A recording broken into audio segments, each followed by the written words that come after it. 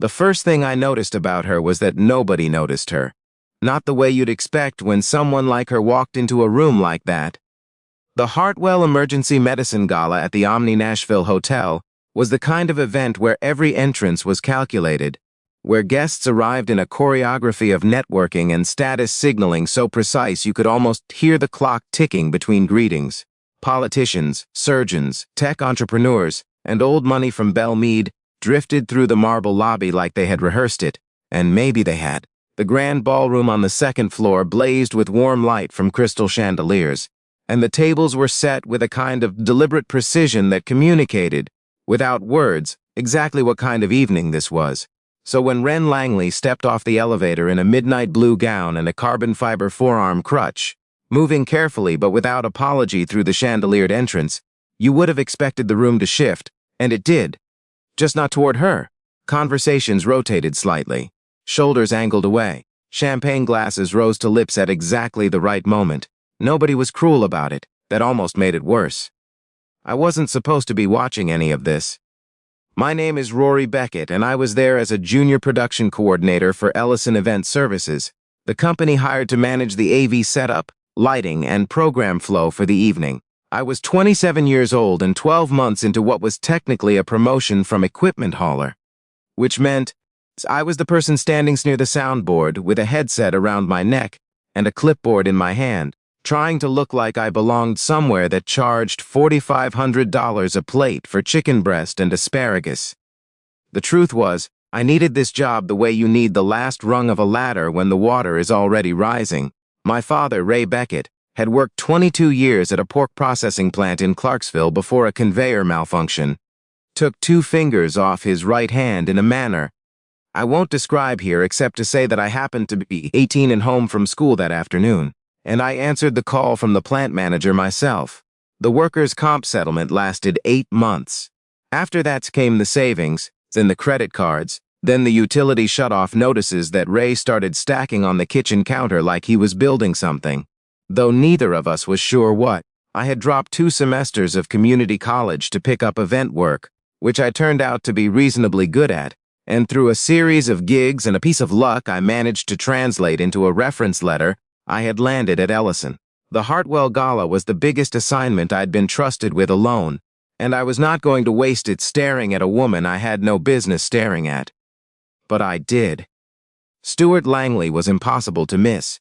The way sunlight through the wrong window at the wrong time of day is impossible to miss. He was 63, the founder and CEO of Langley Med Group, whose cardiac monitoring systems were currently in use in more than 500 hospitals across the country.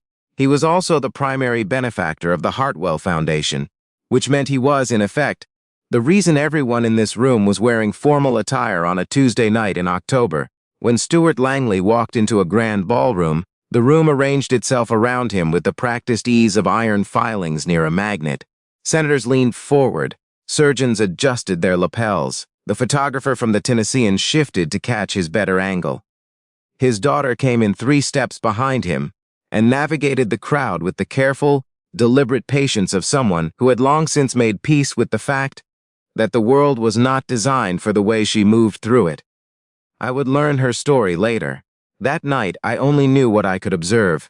Wren Langley was maybe 25, with dark hair pulled loosely back and brown eyes that moved through the room with a quiet, measuring alertness that made me think she had spent considerable time studying how spaces were arranged and where, specifically, she fit or didn't within them.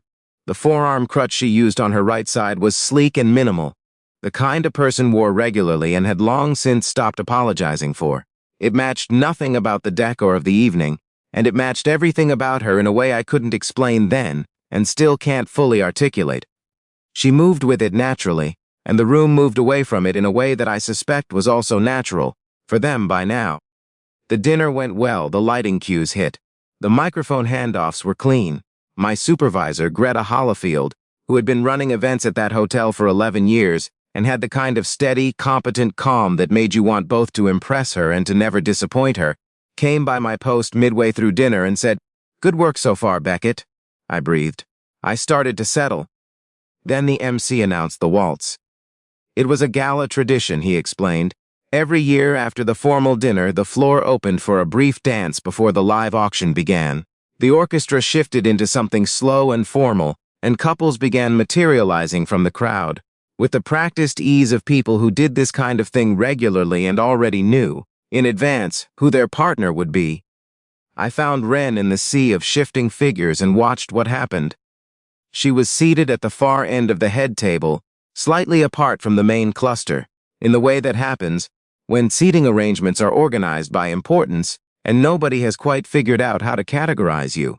Her father was already 3 tables away, deep in conversation with what appeared to be hospital system executives, the men who had been seated near Ren's, associates, donor plus ones. A pair of younger foundation board members I'd seen during setup found themselves suddenly and urgently occupied elsewhere. One checked his phone. One spotted someone across the room who apparently required immediate greeting. One poured himself a glass of water with such focused deliberateness that the act seemed to require every available resource he possessed. The dance floor filled. Ren stayed at the table. She didn't look devastated about it. That was the part that got inside my chest and stayed there. She didn't look abandoned or angry or on the verge of anything dramatic. She looked like someone who had done this math before, arrived at the same answer enough times to stop being surprised by it, and had learned how to sit with the result. Her hand rested lightly on the stem of her wine glass. Her eyes moved toward the dance floor for just a moment, the way you glance at something you are reminding yourself not to want, and then moved away. I set down my clipboard. Greta's voice came through my earpiece immediately. "Beckett, we've got a lighting cue in 4 minutes." I know. The Harrington Trust just confirmed they want a spotlight on their table for the auction segment. I'll be back in time. I pulled the headset off and set it next to my water bottle. Beckett. I was already walking. I want to be honest about what that walk felt like, because I've thought about it many times since. It didn't feel heroic. It didn't feel like clarity or conviction or any of the things people retrospectively assign to decisions that turned out to matter. It felt like the moment after you've already decided to do something, when the only thing left is the doing of it, which turns out to be the hardest part. I was acutely aware of every variable, the 40 feet of ballroom floor between me and her table, the 200-some pairs of eyes that might or might not be tracking me, the fact that I was a junior AV coordinator in a rental tuxedo that didn't quite fit across the shoulders, crossing the floor toward the daughter of the man whose organization had hired the company that employed me. I thought about all of it. I kept walking anyway. She looked up when I reached her table. Up close, she was even more composed than she'd appeared from across the room. A composure that I was beginning to understand was not the absence of feeling but the presence of something harder. The practiced quality of someone who has decided, over time, that they are going to occupy their assigned space in the world, regardless of whether the world makes room for them. "Hi," I said. Then, because that seemed insufficient, "I'm Rory Beckett. I'm running the AV for tonight, which means I'm currently abandoning my post, and I will definitely hear about it later." I glanced at the dance floor, then back at her. "Would you want to dance?" She went still for a moment. Not the stillness of offense, the stillness of genuine recalibration, like I had said something in a language she'd understood once and hadn't expected to hear again tonight. She looked at the crutch leaning against the chair beside her, then back at me. "I'm not sure I can," she said. Her voice was quiet and even, a fact offered plainly. I thought about it for exactly 1 second.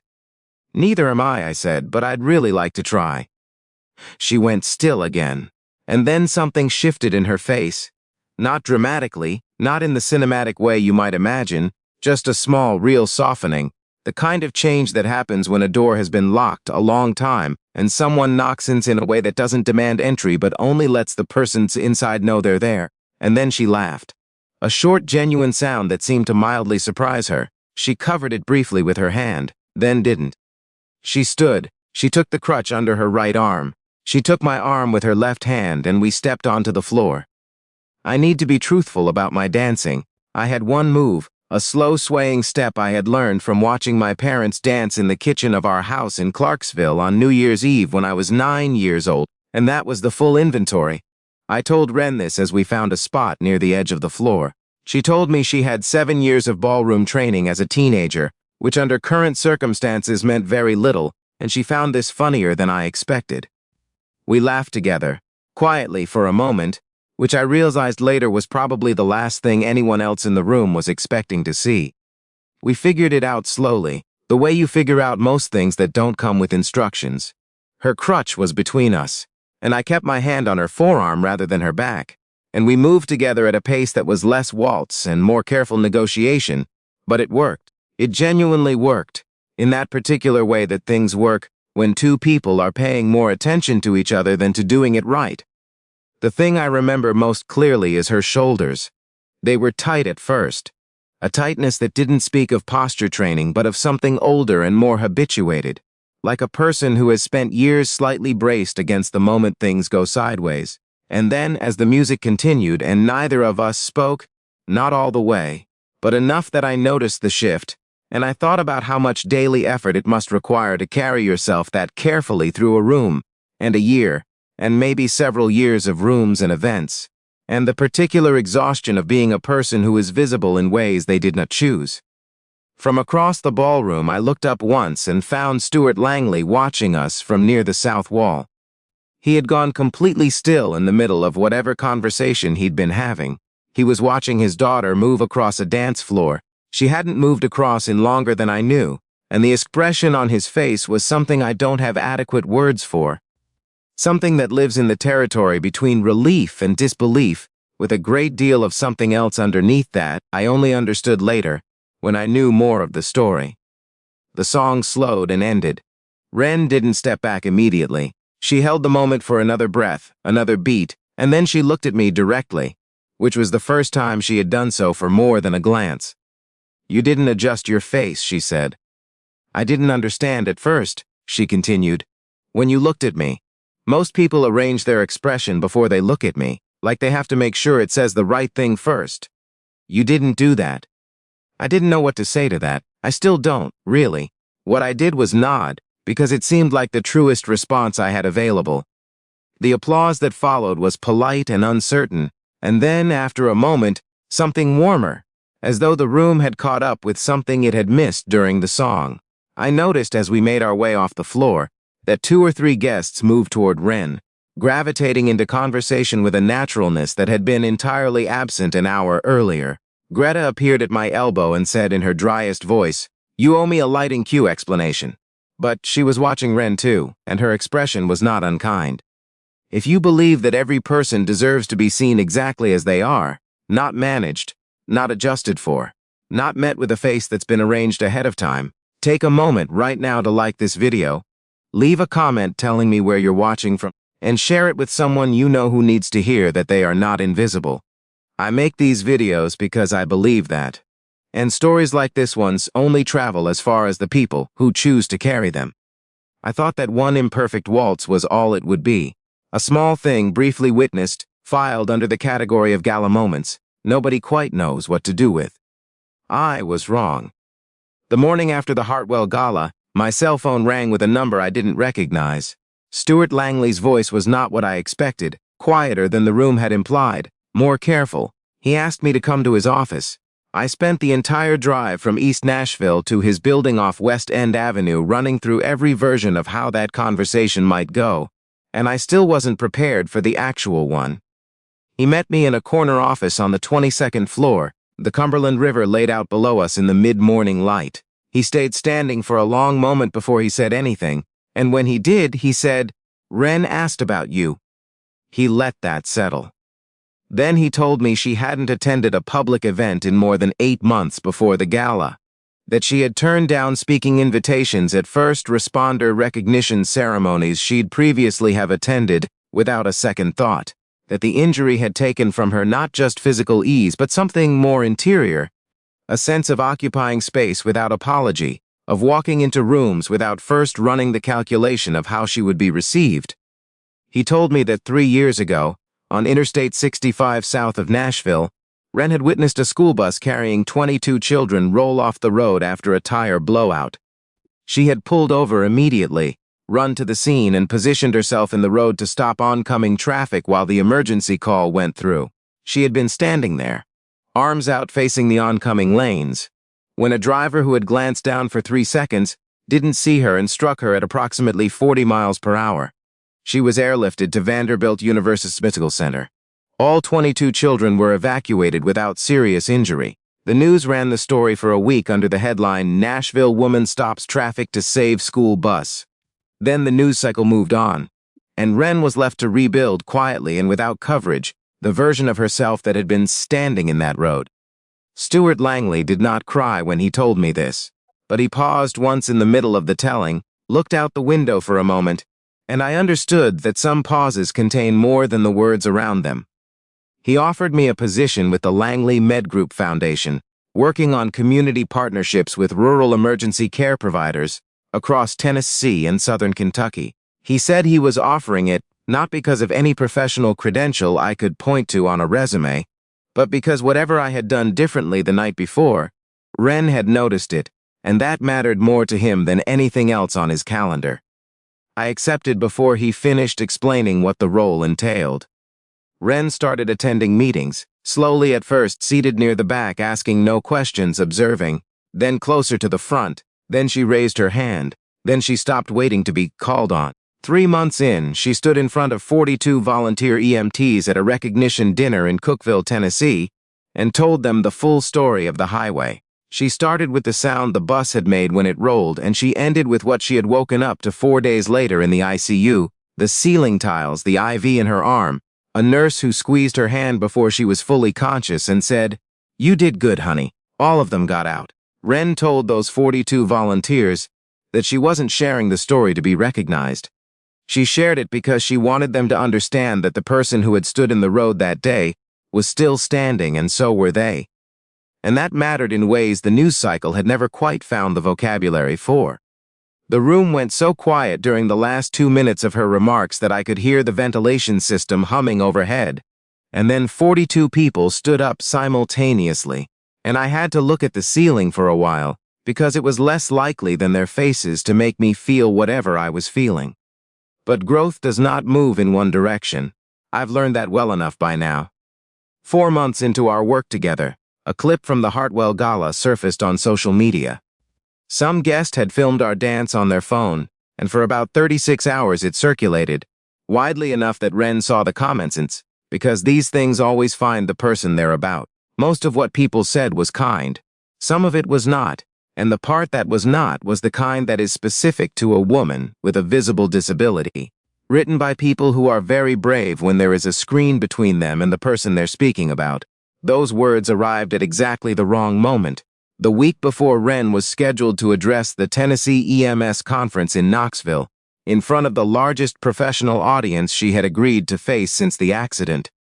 I could see something had gotten past the composure before she said a word. She had that particular loaded quiet, the one I had learned to read by then, of someone who has been sitting with something too long and is deciding whether to set it down or carry it further. She said she wasn't sure Knoxville was a good idea. I said, "I remember a woman who made 42 people in Cookeville forget to breathe. I don't think the room in Knoxville is the problem." She looked at me for a moment, and then she said very quietly, "You sound very certain." "I am," I said, "and you know I'm not certain about very many things." She went to Knoxville. She addressed a room of 400 emergency medical professionals and moved them to their feet twice, once in the middle of her remarks, when she described standing in the rain on I-65 with her arms out, and once at the end, when an audience member asked what she wanted people to take from her experience. She said she wanted them to know that first responders don't stop being who they are because something happens to them. That the people in this room who had faced their own hardest days, their own moments of being struck by something they didn't see coming, were still the same people they had been on the road. That choosing to show up again was its own form of the work. The months that followed were not perfect, they were better. The Foundation's partnerships expanded to include EMS services in 4 counties that had been running on outdated equipment for years. We wrote a grant that funded 41 replacement defibrillators for volunteer fire departments across Middle Tennessee. Wren and I drove to more than half those sites ourselves, which is how I learned that she has strong opinions about gas station coffee, an encyclopedic knowledge of Tennessee back roads, and a particular talent for making volunteer firefighters feel, within about 8 minutes of meeting her, like the most important people in the state, which she maintained they were. The second Hartwell Gala came around the following October. Wren had been the one to suggest they attend, not as her father's companion, not in any official capacity, just as herself. On the drive over, she told me she was nervous, said it plainly the way she says most true things, without cushioning, without asking me to do anything about it, just offering the fact into the air between us. The hotel was the same. The chandeliers were the same. The orchestra played during cocktail hour, and the guests arrived in their beautiful, practiced choreography. And Stuart Langley found his position near the center of things, where Stuart Langley is always found. He caught my eye from across the crowd and gave me something that on his face constituted a smile. Wren had left the crutch at home. She had been building toward it for months, working with her physical therapist, building balance and strength in stages, testing the distance and the duration. She walked carefully that evening, and anyone paying close attention could see she was managing something. But she was managing it herself, on her own terms, and she moved through that room without performing any calculation that I could detect about whether she had the right to be there. When the MC announced the waltz, she set her clutch on the table and turned to me. "You know," she said, "I've been informed by multiple sources that you're not a particularly gifted dancer." "One move," I confirmed, "possibly two if I'm feeling ambitious." "That's what I heard." She held out her hand. "I'd really like to try anyway." We stepped onto the floor. No whispers this time, only the ordinary attention a room gives to something it hasn't quite seen before and is still deciding how to feel about. We moved together, and I felt her find her balance and hold it, adjusting as she went. And I thought about the highway in the rain, and the 42 volunteers in Cookeville, and the long drive back from a rural fire station in Humphreys County. Last spring, when she had fallen asleep in the passenger seat somewhere south of Dixon, and I had driven the rest of the way in the particular kind of quiet that descends when something ordinary also happens to be very good. Near the end of the song, she leaned slightly closer and said, "I used to think what happened on the highway took everything from me. My body, my sense of where I fit, the feeling that I had the right to walk into any room I walked into." She paused, and I didn't fill it. "I've been rethinking the accounting," she said. "The accident took things, and the accident showed me things. I'm still not done with the second list." She looked at me, that direct, unguarded look she has that I spent the first several months of knowing her still getting used to, and that I've long since stopped wanting to look away from. I needed someone to not adjust their face, before I could start doing the same. If this story has stayed with you, please take a moment to like this video and share it with someone you know who is carrying something that doesn't show. A wound others look past because it's easier. A limitation the room subtly, politely rearranges itself to avoid. Subscribe to Mercy Stories so we can keep finding each other. And before we go, I have one request. Comment the word standing below if you believe that showing up for someone, really showing up, without adjusting your face first, is its own kind of courage. Because I believe that, fully, without reservation, without any of the adjustments. Here is what I know now that I didn't know. The night I set down my clipboard and walked across that floor with one move and no plan. Courage doesn't announce itself ahead of time. It doesn't know whether it will work, or what the room will think, or whether what it's about to do makes sense from the outside. It just knows the distance between seeing something that isn't right and deciding not to stay at your post and pretend you didn't see it. Wren Langley taught me that. She also taught me that the people who stand in the road to stop traffic are often the last to understand that they are the ones worth stopping for, that the bravest act is not always the one that earns the headline. Sometimes it is the long, steady, unreported work of deciding to walk back into the room. And sometimes, if you are as fortunate as I have been fortunate, someone's already crossing the floor to meet you.